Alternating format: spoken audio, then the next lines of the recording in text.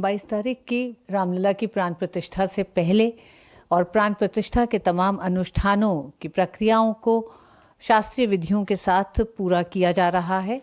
आचार्य गणेश्वर शास्त्री द्रविड़ जी हमारे साथ हैं। प्राण प्रतिष्ठा जैसे जैसे नज़दीक आ रही है, लोगों की उत्सुकता बढ़ रही है, जानना चाहते हैं कि किस तरह से इन प्रक्रियाओं में आगे बढ़ा जा रहा है। आचार्य प्रणाम आपको। अभी तक प्राण प्रतिष्ठा से पहले कितनी प्रक्रियाएं पूरी हो चुकी हैं? बटुकों की पूजा, कुमारियों की पूजा, सुवासिनी स्त्रियों की पूजा हुई, वर्धिनी एक कलश होता है उसकी भी पूजा हुई, और कलश की यात्रा, इसको जल यात्रा कहते हैं, वो भव्य रूप से हुआ। और रामलला की जो मूर्ति है उसका प्रासाद के परिसर में कल भ्रमण कराया गया। बाद में वो मंडप में आई, जो छोटी मूर्ति है उसका पूजा वगैरह हुई। गर्भगृह में उस बड़ी मूर्ति का 12:45 में प्रवेश हुआ।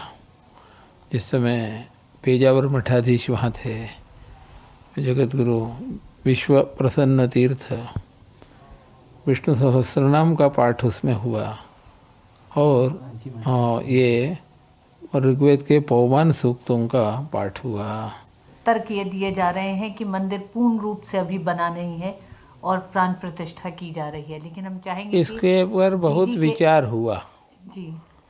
यहाँ तो ऐसा है कि कुछ भी जवाब दो, रुकना ही नहीं है, कुछ न कुछ खुरापात करते रहना है, इसलिए रोज प्रश्न आते रहते हैं। स्वतंत्रता प्राप्ति के बाद गुजरात में सोमनाथ मंदिर का निर्माण वल्लभ भाई पटेल जी के प्रयास से हुआ, ऐसा हम लोगों ने सुना है। वहाँ सन 1951 में प्रतिष्ठा हुई। शिखर उस समय नहीं बना था, तो उसके बाद 1955 या 56 में उसकी प्रतिष्ठा हुई।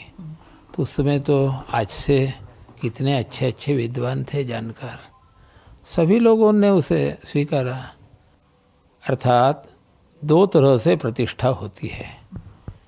कहीं कलश यानी शिखर तक सब मंदिर बन चुका है, तो उस समय पूरी प्रतिष्ठा होकर के नीचे प्रतिष्ठा मूर्ति की होती है, तो उसी समय ऊपर सन्यासी महात्मा को भेज करके ऊपर का भी कलश स्थापन हो जाता है। और जहाँ उतना बना नहीं रहता है, तो नीचे मंदिर में देव मूर्ति की प्रतिष्ठा हो जाती है। बाद में लग करके वो भी जब शिखर तैयार हो जाता है उससे होती है। क्योंकि ऐसा क्यों है, तो देव मंदिर बनाने के लिए धन की आवश्यकता होती है, और वह धन न्यायार्जित चलता है। यूँ ही कहीं से कुछ पैसा ला लिया, उससे देव मंदिर नहीं बनता। तो किसी सत्पुरुष की सदिच्छा हो तो उसको साकार करने में सभी को सहयोग करना चाहिए, न कि टांग खींचना, अड़ंगा लगाना। का शोध निकालेंगे तो पूरे भारतवर्ष में हजारों ऐसे मंदिरों का उदाहरण आ जाएगा कि जहाँ की पहले मंदिर बना, शिखर नहीं बना, और बाकी लोग जो काँव कर रहे हैं उसमें शास्त्रीय पद्धति से कुछ भी तथ्य नहीं है। मृगशीर्ष नक्षत्र में अभिजित मुहूर्त में मेष लग्न में वृश्चिक नवांश में सर्वार्थ सिद्धि योग, अमृत सिद्धि योग, ऐसे उत्तम समय में, और मकर राशि में सूर्य के रहते प्राण प्रतिष्ठा भगवान की होने वाली है 12:30 बजे।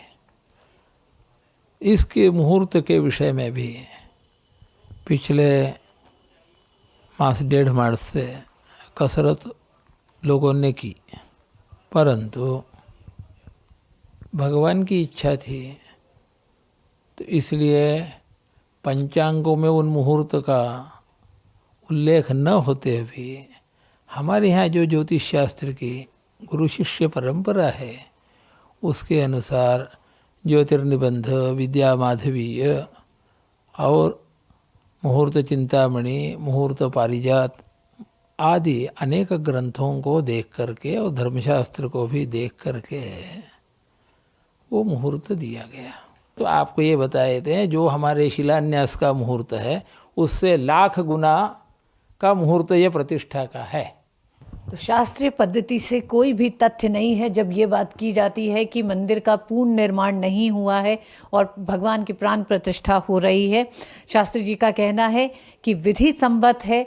जो भी इस समय कार्यक्रम राम मंदिर में प्राण प्रतिष्ठा से जुड़े तमाम अनुष्ठान और 22 तारीख को होने वाली प्राण प्रतिष्ठा है वो विधि सम्मत है, वो सही है।